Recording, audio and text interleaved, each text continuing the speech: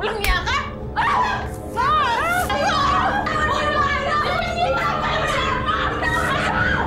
Top achiever ng kanyang high school batch, si Sheena. Mapa-academics o school contest, lagi siya ang top 1. Kaya naman proud na proud ang kanyang nanay Minerva. Pero ang inaakala nilang most promising at voted most likely to succeed, medyo naligaw ng landas dahil lang sa isang maling desisyon. Tungkol dyan ang tampok nating kwento dito lang sa Tadhana. Congratulations, Sisi! Pinalakpakan ka talaga ng mga tao sa sagot mo sa Q&A. Kung hindi ka lang nadali sa fundraising na 30% ng criteria, ay, for sure, ikaw ang mananalo doon. May naaamoy ka ba? Parang nakakaamoy ako ng talunan. Okay lang yan. Ganda-ganda mo nga eh. Okay lang yun. Babawi tayo.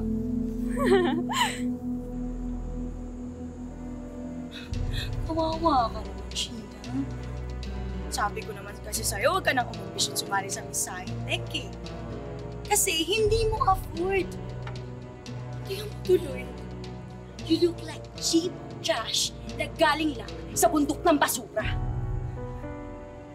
Ewan ko ba dito? Kadiri, di ba? For your information, huwag ka na lang sumali ulit sa mga pageant kasi hindi ka bagay doon.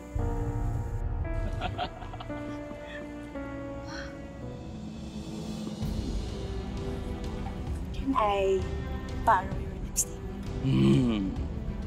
Yes! Like something, may kulang. I think dito.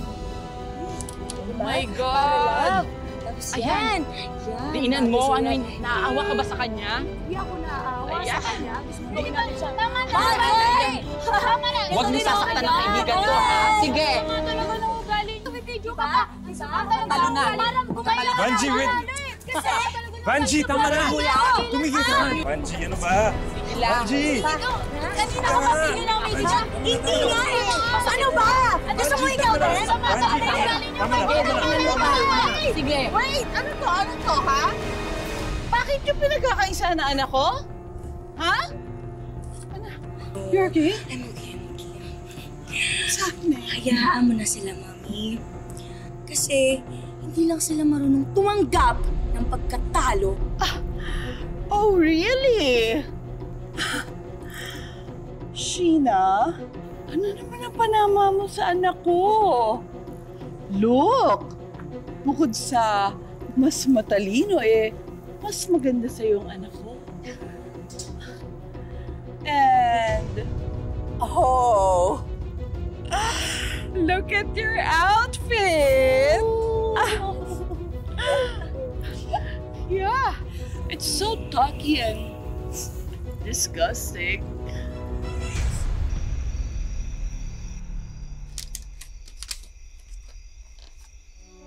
Oh, paano kaya ba't mukha kayong kinuyog? Ay naku, tita. Yung impact titang mortal enemy ni Sheena, inatake na naman siya. Siya na nga yung nanalong Miss Sci-Tech. Pinapaktapakan niya pa rin yung pagkatao ng sisi ko. Sumusobra na yung Vanji na yan, ha? Ako, pasalamat siya. Wala ko sa pati kundi kinalbo ko yung batang yun.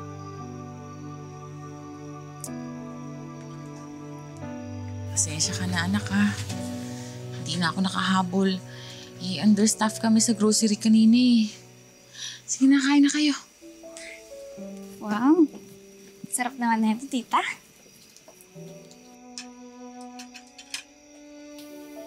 Na,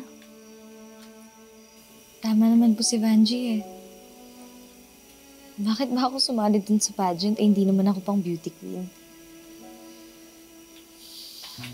Wala lang kasing possible scholarship grant yung ilalaban sa division level.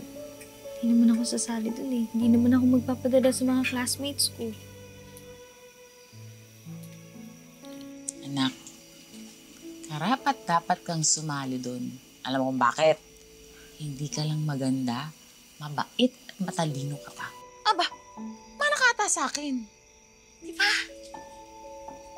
Kung scholarship lang ang iniintindi mo, di bali na. Maghahanap na lang tayo ng iba. Marami dyan. Thank you, Ma. I love you. I love you.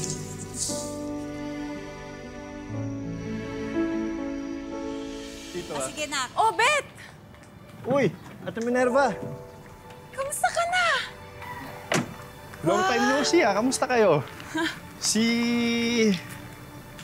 Sino na ba to? Dalaga na. Hi po, Tita Obet.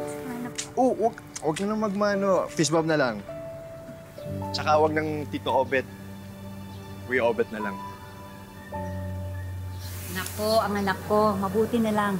Naaalala mong dumalaw. Eh, magpipitong taon ka rin hindi napasyal ah. Akala ko nakapag-asawa ka na ng Serena. Ay, siya nga pala, Minerva. Gina, congratulations. Nanalo yung anak mo sa beauty pageant sa school. Oo, naka-second runner-up siya. Tsaka nanalo siyang best Q&A sa Miss Scitex sa school nila. Proud na proud nga ako dito sa anak kong to. Naku, sana hindi matulad sa'yo, no? Naalala ko nun, di ba? Mahilig ka mag-Rena Elena, tapos munti ka pang sumabak sa Miss San Roque. Kaya lang nabuntis ka eh. Kala ko nga tuloy-tuloy na yun sa Binibini Pilipinas, pero nadali ka ni Brian. Aling Cora, alam ko, di bale po, itong anak ko matalino po kaysa sa akin. Hindi po siya tutulad sa akin. Nay, tara na. Pasok na sa Sige, congrats ha. Para sa inyo, Ate Minerva, chocolates. Ito mga kaibigan mo. Pasensya na.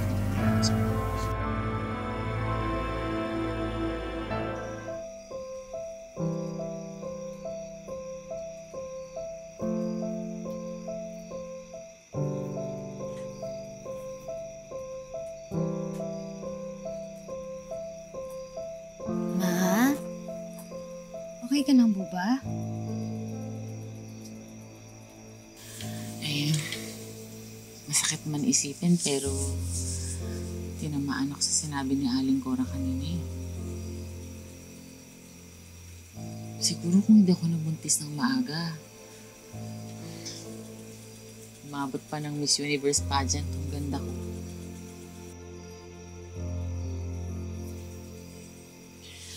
Pero alam mo anak, hindi ako nagsisisi. Kasi ikaw ang anak ko. Mabait at mabuting bata. Pangako mo sa akin, hindi ka tutulad kay mama ha. Huwag ka mag-aasawa ng maaga. Tuparin mo muna mga pangarap natin. Kailangan mo magsumikap para makakuha ka ng scholarship. Makapag-aaral ka sa magandang university. Dahil ko na lang pag-asa kong umasenso sa buhay. Para hindi na tayo tapak-tapakan ng mga tao.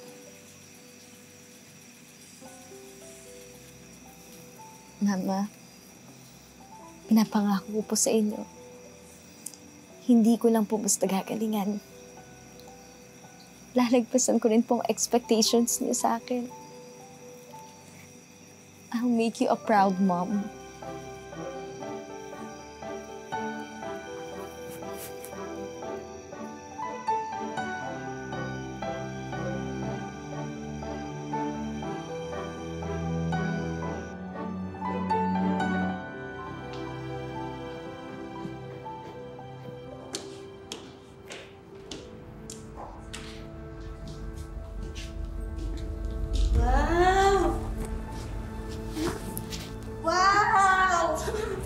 Wow! Painom nga ako. Gina, wag! Gina! Ay, nabuhusan na nga juice! Gina! Taji, ano ba ginagawa mo? Gina, ano ba to? Ano ba, Taji? Taji, ano ba? Banji, ano ba ginagawa mo? Gina, alam kong nakumusan kita sa pageant, pero sobrang grabe ka naman. Wala naman akong ginagawa sa'yo eh. Hindi ko po ito ginawa sa kanya. Siya po yung may gawa nito sa sarili niya. Nananahimik po ako dito, ma'am. Tapos bigla niya po akong binuhusan, ma'am. Gina, huwag mo naman akong gawing baliw. Ginawa mo to sa akin, umamin ka naman. Pati buhok niya ako. Ma'am, maniwala po kayo sa akin. Ginawa niya po ito sa sarili niya. so disappointed. Mukha na kasi itong mabait eh. Ma'am, tingnan mo, ma'am. Natapon pa yung pagkain namin. Gusto lang namin siya kamustahin. Marky, sabihin mo naman yung totoo. Marky, Yung totoo, ikaw may gawa nito. Kitang-kita ko, ma'am. Kitang-kita ko po na inaway siya ni Sheena. Miss Vergara, pumunta ka sa faculty room. Sumunod ka sa akin. Sheena, Tito Obet? sabi mo wag ng tito eh. Kuya Obet na lang. Saan ka papunta?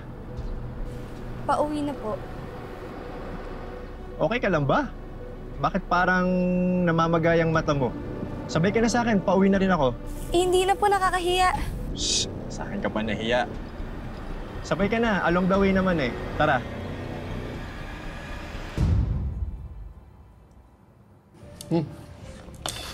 Pasensya ka na. Hindi ko napansin na hindi pala ako nagla-lunch at breakfast. Dahil ko kasi kinasikaso eh. Okay lang. Ano rin po, nakakaaliw nga eh. Para po ako nanonood ng live mukbang. Sige, kung mahiya, kain ka na rin. Kung may gusto ka pa, order ka lang ha. Teka, may nangyari ba sa'yo kanina? Bakit parang ang lungkot mo? May nangyari ba sa school? Kasi po yung isa kong kaklase, pinag-iinitan po ako lagi. Katulad po kanina, sabi niya po sa teacher namin, binuhusan ko raw siya ng orange juice, ng toyo, tapos sinabunutan ko raw po siya. Eh, hindi naman po totoo yun. Nananahimik lang ako. Nagre-review. Pero ayun, ginawa niya po yun sa sarili niya para magmukhang binubuli ko po siya. Nakairita nga eh. Ang lala naman pala nung kaklase mo. Anong pangalan niyan? Alam mo, naiinggit lang yan sa'yo. Gusto mo upahan ko? Sabihin mo lang sa akin. Ay, wag na po. Wag na po natin siyang pag-aksayahan ng oras. Ang nag-worry lang po ako is, kanina po kasi pinatawag ako sa guidance. Kapag naulit pa raw po yung ganun, tatawagin na raw po si Mama. Ayoko naman pong umabot sa ganun.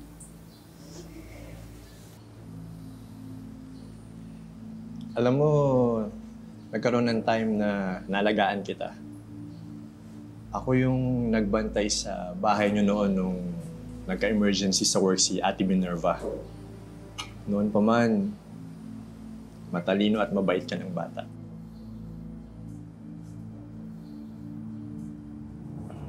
Kaya, kung kailangan mo ng makakausap o taong didepensa sa'yo,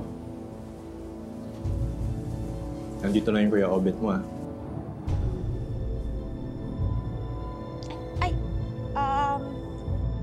Kain na po tayo at baka hinahanap na po ako ni Mama. Sige, yun natin mauubos, iuwi mo na lang. Wag mo na lang sabihin kay Ate Minerva o sa iba pa man na kumain tayo, ha? Apa. Sige, kain ka lang.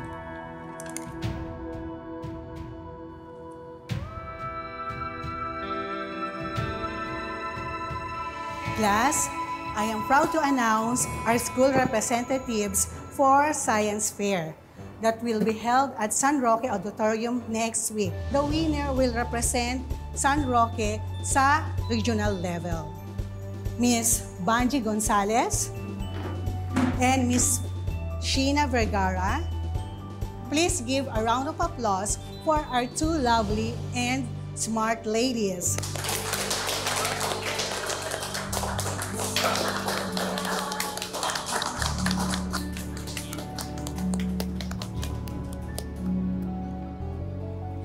Congratulations, Sisi! Baka sa science fair ka makahanap ng possible scholarship grant. Congrats, Fudge. Yes. Tight. Sponge, alam mo namang ayokong may kahati ako sa spotlight. Di ba? Ate na, bakla ka ng taon. Ano magagawa natin? Ganun yung batas ng school. Yun talaga, dalawa naman talaga representative sa science fair, di ba? Kahit dati pa. Kaya rin na yan, te, ilaban mo na lang.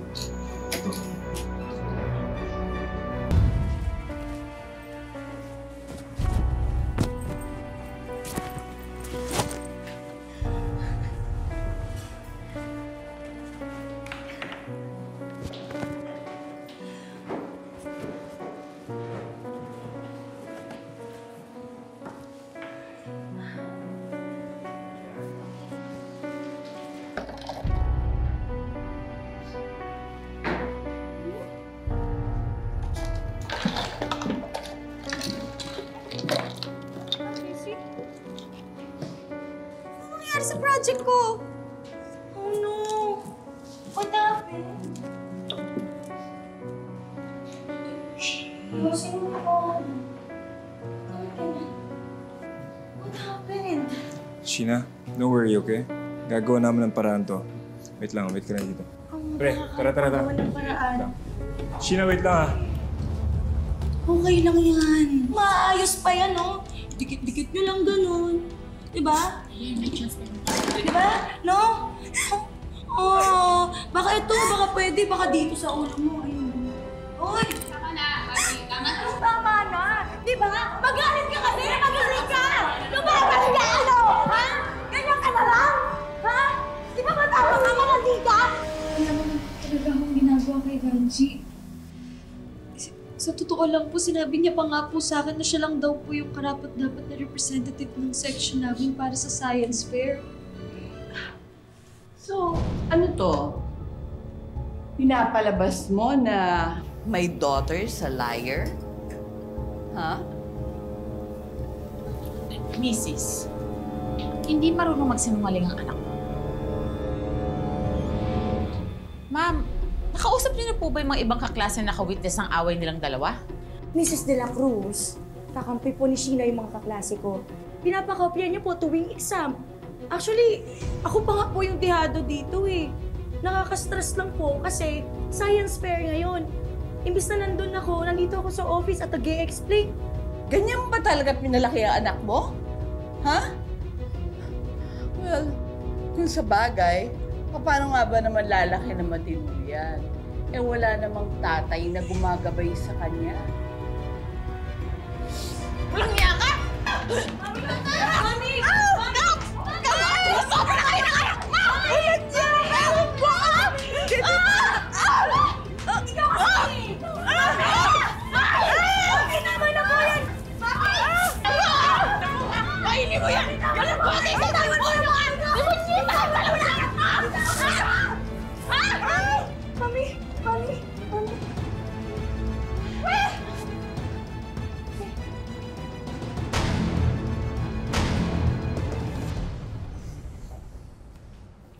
Alip naman nating lokal-lokal yun si Vanji. Hindi na tayo dapat nagugulat. Oo nga. Sheena, I think the best thing to do is to stay as far away as possible from her, okay? Alam nyo, sige, ganito. Treat ko kayo. Kahit ano, gusto nyo mag-movie, mag-date tayo, kain tayo sa labas, ano? Wow, ayun naman pala eh. Ano? Tara na! Tara?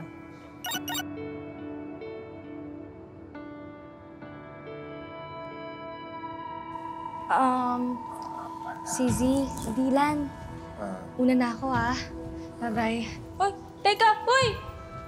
Ayaw nga pala. Violet, may ano pala ako. May schedule pala ako mamayang 5 p.m. Sige, una na ako Ha?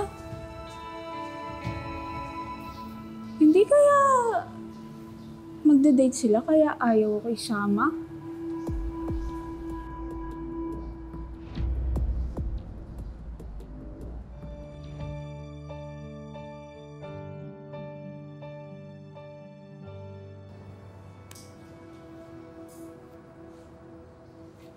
Sheena, okay ka lang ba?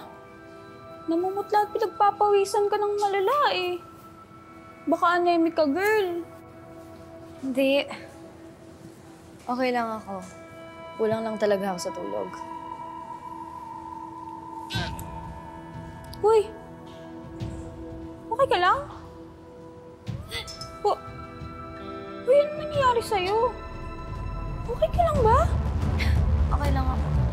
Tara na.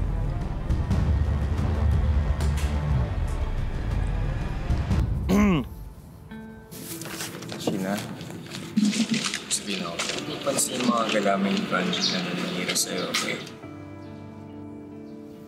Naniniwala ka sa akin? Bakit? Sige naman. I've known you since elementary. Kilalang kilala kita, hindi ka naman ganun eh. Okay?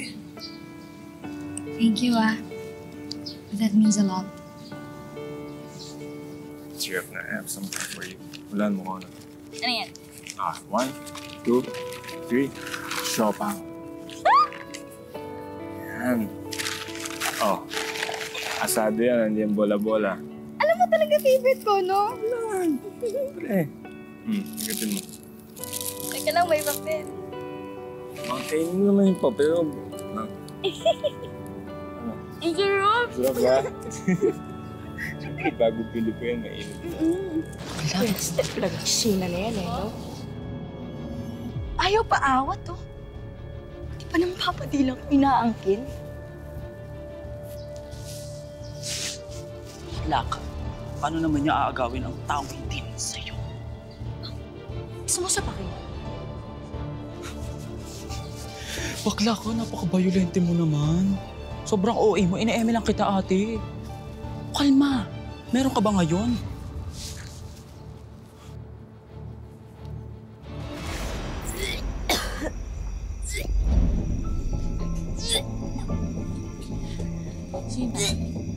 Sheena, ano nangyayari sa'yo, anak?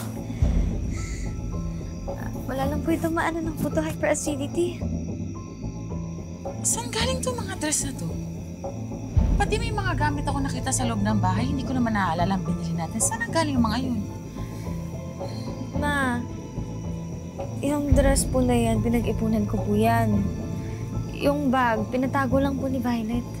Tsaka bakit din po ba pinapakialaman mga gamit ko? Naglagay ako ng mga malilinis sa damit sa cabinet, kaya napansin ko.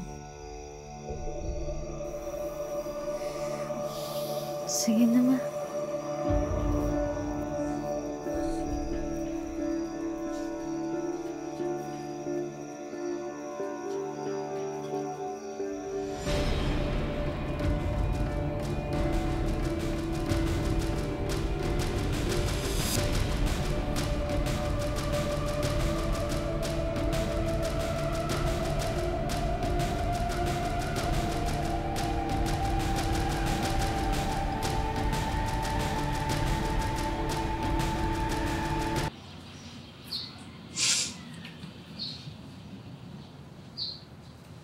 Sheena,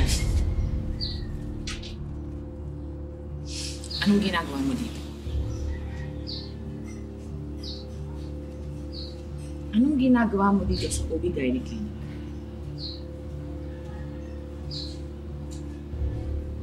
Ang simple ng tanong ko, sagutin mo! Anong ginagawa mo dito?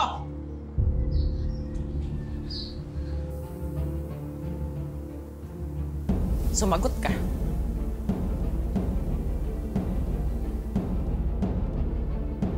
Leche ka, Sheena! Magsalita ka! Buntis ka mo! I'm sorry. Patawarin mo ako, Ma. I'm sorry. Patawarin mo ako. Leche kang bata ko! Lahat pinigin ko sa'yo! Ha? Kahit nag-iisa lang ako! Ha? Bakit ka nagkaganyan? Umiyo ka! Umiyo ka! Sinong tatay nang dinadala mo? Ha? Kaklase mo? Chatmate? Teacher? Sino? Sumagot ka! Huwag na po muna, Mama. Please. Sabihin mo sa akin.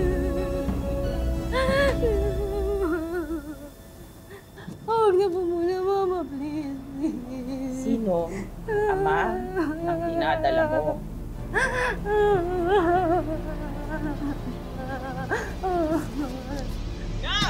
Sumagot ka! Si Kuya Obet po. Siya po. Si Kuya Obet po yung tatay, Mama. Sorry. Yung kababata ang kapitbahay natin. Hayop na Obet na yun. Papatayin ko siya! Mama! Ma! Ngayong buntis na si Sheena, paano na lang ang scholarship application niya para makapag-aral pa sa ibang bansa? Mawawala na nga ba ang lahat? Paano haharapin ng mag-ina ang mga bagong pagsubok na paparating sa buhay nila? Abangan ang pagpapatuloy sa susunod na Sabado dito lang sa Tadhana. Mga kapuso, ako po si Marian Rivera. Kayang-kaya kitang buhayin. Lilibutin natin ang mundo. Kaya sumama ka na sa akin. Dali, tara! Bitawan mo ako! Bitawan mo ako, Nolan! Tara, tapo ka, Owen! Bitawan mo ako!